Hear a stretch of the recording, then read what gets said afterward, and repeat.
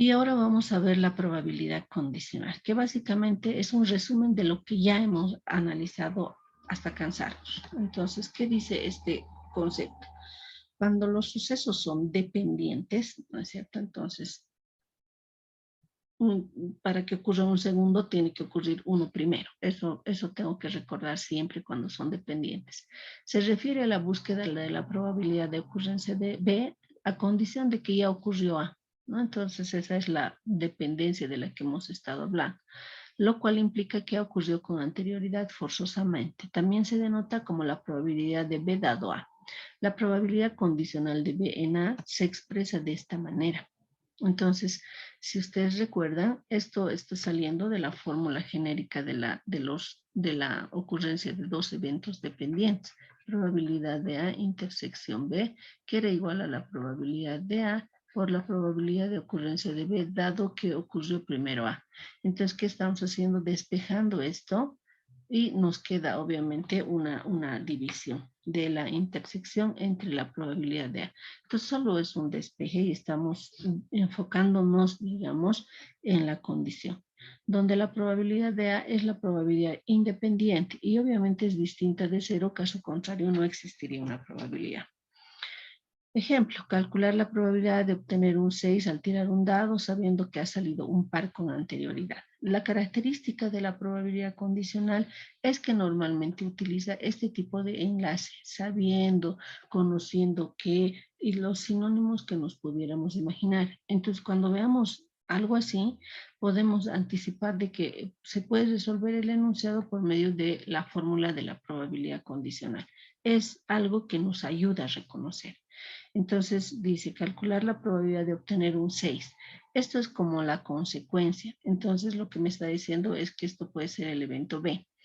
Al tirar un dado, sabiendo que, consecuencia de que haya ocurrido algo con anterioridad, sabiendo que ha salido un par con anterioridad. Entonces esto va a ser lo primero que ha ocurrido, que sería A. Entonces esto me hace ver que me está pidiendo la probabilidad de B, que es sacar un 6, dado que obtuvo un A con anterioridad. Es la interpretación esquemática y genérica de la probabilidad condicional. Ahora, ¿cómo lo resolvemos? Ahí ya sabemos que A es la independiente, entonces seguro que el evento A va a ser que salga un número par. Entonces, en el lanzamiento de un dado, los pares son 2, 4, 6, su probabilidad 3 entre 6.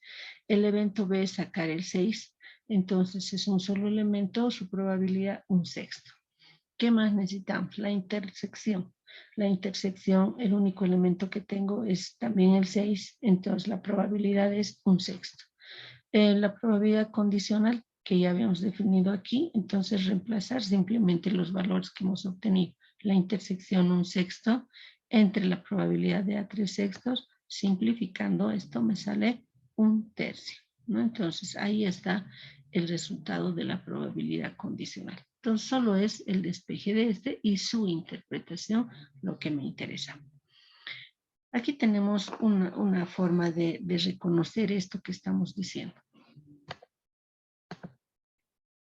Ya que hemos comprendido la probabilidad condicional, entonces veamos algunos ejemplos que se suelen presentar. Dice aquí, en una clase de 25 alumnos, 14 son aficionados al fútbol, 9 al baloncesto y 5 a ambos deportes. Hasta aquí parece un enunciado de una probabilidad de dos conjuntos y que se puede resolver por ese medio, ¿no? Si se elige un alumno al azar, dice calcular la probabilidad de que, bueno, continuamos. A sea aficionado al fútbol sabiendo. Aquí hay una característica que ya me hace ver que probablemente no sea un tipo de ejercicio enfocado solo a conjuntos, sabiendo que es aficionado al baloncesto. Entonces estamos hablando de este deporte, dado que quiero que al final sea también aficionado de fútbol.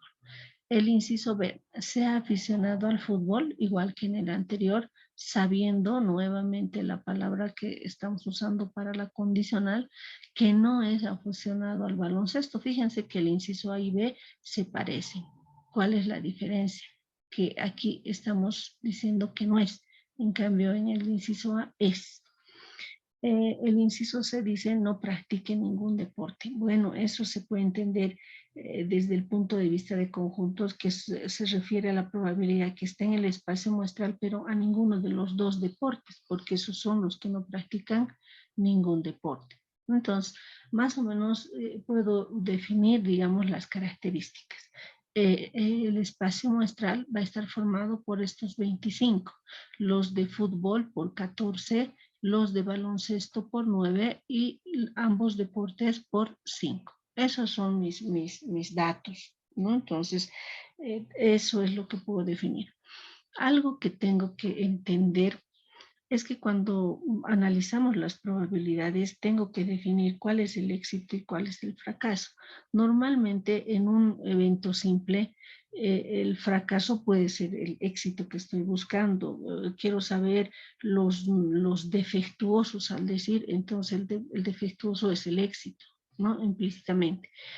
Pero también podría plantear bajo otro criterio que el éxito siempre van a ser los buenos, etcétera. Entonces, eso es algo que tenemos que definir antes de resolver cualquier tipo de enunciado, porque si no, resultaría que, por ejemplo, para el inciso A dice, sea aficionado al fútbol sabiendo que es aficionado al baloncesto. Estamos hablando entonces de lo bueno, digamos, que debería pasar. Pero en el inciso B, sea aficionado al fútbol, que se repite el primero, sabiendo que no es aficionado. Entonces aquí estaría como que mezclando el concepto de éxito, ¿no? Entonces, si ocurre esto, lo más recomendable es que uno decida cuál va a ser el éxito con el que voy a trabajar. Puede ser el es o el no es. Y en función a eso, simplemente el otro será su complemento. Si decido trabajar con los que son aficionados, el que no sea aficionado va a ser el complemento simplemente. Entonces, como ya hemos visto los complementos, etcétera, eso me ayuda un poco a poder comprender esto. Entonces, el primer paso es ese, definir cuál va a ser mi éxito cuando normalmente pasa este tipo de enunciados, que es muy común, que nos quieren confundir. Para un inciso tendría que usar un éxito, para otro inciso otro éxito, entonces me confundo. Para que no pase eso, puedo usar el complemento, que es lo mismo. Entonces, bajo ese criterio, mi solución que diga que dirigiendo o basándonos en el concepto de que lo bueno siempre es el éxito, en que vamos a decir que vamos a trabajar con los que son aficionados como éxito. Entonces, eso podemos anotar para que siempre lo recordemos. Con los que son aficionados, que sea el éxito, ¿no? Entonces, a eso vamos a seguir. Bueno, entonces, bajo ese criterio podemos hacer un análisis general. Por ejemplo, podemos decir el evento A que se refiere a los que son aficionados al fútbol. Bueno, ¿quiénes son aficionados al fútbol? Son 14 de 25. Entonces aquí hasta podemos hallar la probabilidad de A, que va a ser 14 entre 25. Un evento B puede ser aficionado al baloncesto. Entonces, como hemos dicho que vamos a trabajar con que son aficionados, entonces aquí mi probabilidad de que sean aficionados al baloncesto también puedo hallar 9 entre 25. ¿Qué más? ¿Qué dato más tengo aquí? Ambos deportes, que hay gente que es aficionada a ambos. Entonces eso nosotros interpretamos como la intersección, ¿no? Entonces aquí está. A intersección B, ser aficionado a los dos deportes. ¿Puedo sacar su probabilidad? Sí. ¿Sabemos cómo obtener? Sí, ya tenemos los elementos. 5 sobre 25. Entonces, más o menos voy hallando toda la relación que existe entre los elementos. Inciso A. Ahora sí, recién me pregunto qué dice la A. Entonces, para resolver el inciso A dice ser aficionado al fútbol. Entonces sería el evento A, sabiendo que es aficionado al baloncesto, dado que, un segundito por favor, por la interrupción. Entonces seguimos. Teníamos ya definido esos tres elementos, los eventos A, B y la intersección, explicando qué significa cada uno de ellos. Y entonces vámonos a responder el inciso A. Sea aficionado al fútbol es A, dado que es aficionado al baloncesto, dado B. Entonces es una probabilidad condicional directa de las que hemos estado viendo. ¿Cómo sería? Aquí está A dado B.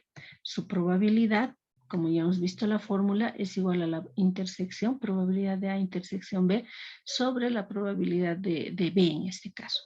Entonces ya hemos adelantado calculando dichas probabilidades. La intersección es 5 entre 25 y la probabilidad de B 9 entre 25. ¿Cuánto me va a dar?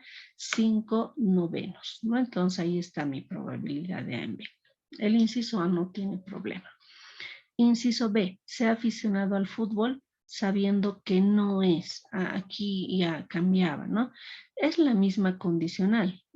A dado, pero ahora ya no es B solamente, sino va a ser B complemento, porque no es aficionado al baloncesto. Entonces, eso también puedo denotar de esta manera, ya sea B barra o una B con una C. Entonces, subíndice C. Desarrollando y siguiendo la regla normal, esto es igual a la probabilidad de A intersección B complemento, porque la B es complemento, sobre la probabilidad de B complemento, ¿no? Siguiendo simplemente lo que nosotros hemos definido. La probabilidad de B complemento, si ustedes recuerdan, existía una formulita que decía que el éxito más el fracaso, que es el complemento, es igual a 1. Saliendo de ahí, la probabilidad de B complemento es lo mismo que 1 menos la probabilidad del éxito. Entonces está desarrollado en ese sentido. ¿Por qué? Porque como nosotros tenemos las probabilidades de éxito, entonces tengo que llegar a encontrar la relación que existe entre el éxito y el fracaso. En cambio, la probabilidad de A intersección B complemento dice que es igual a la probabilidad de A menos la probabilidad de A intersección B. ¿De dónde está saliendo este desarrollo? De esa tabla de contingencia que nosotros teníamos respecto al éxito y al fracaso. A ver, veamos, ¿dónde está eso? Es esta tablita que la vimos anteriormente. Entonces, decíamos que normalmente es la ocurrencia del éxito y el fracaso se puede representar de esta manera. Y fíjense que aquí está mostrándonos la probabilidad de A intersección B, que es la que siempre conocemos, pero aquí nos está diciendo que esta área que tenemos aquí es igual a la probabilidad de A intersección B complemento, y por el otro lado lo contrario, probabilidad de A complemento intersección B. Y en función a eso tenemos las probabilidades tanto de A como la de B respecto a estas áreas. Entonces, este resumen de tabla de contingencia está en función a esto que estamos mostrando. Fíjense que en los totales está este desarrollo que hemos hecho en el denominador. Probabilidad de B complemento, que sería es igual a 1 menos la probabilidad de B. Aquí está. Si estuviéramos respecto a A, ocurriría lo mismo. Entonces, de aquí estamos viendo este desarrollo.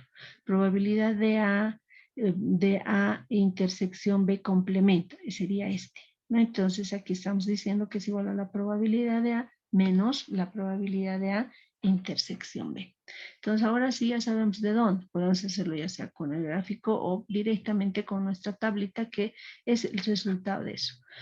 Probabilidad de A 14 sobre 25 menos la probabilidad de la intersección que ya tenemos, reemplazando valores y simplificando nos da 9 sobre 16, ¿no? Entonces, esa es, digamos, la razón del por qué tengo que utilizar o mantener, digamos, mi éxito como tal, puedo trabajar con fracasos, etc.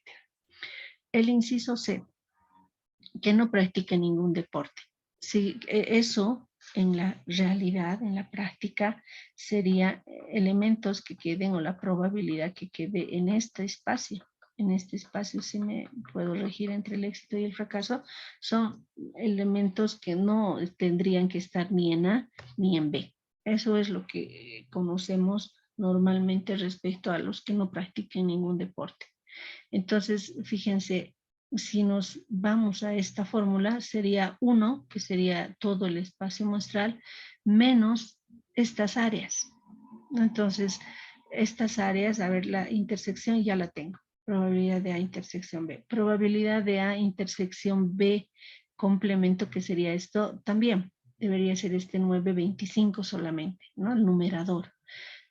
Puedo calcular también este otro, que está dentro de las fórmulas, y que sería igual a la probabilidad de B menos la intersección. Entonces también puedo calcular esta otra área. Si tengo las tres áreas, va a ser 1 menos las tres áreas. Entonces veamos, como ya tengo este adelantado, aquí está el 9 sobre 25, tengo la intersección, ¿cuál me falta? Este otro. Probabilidad de A, complemento, intersección B, que sería alumnos que solo son aficionados al baloncesto, ¿no? Entonces, quitando esa otra parte.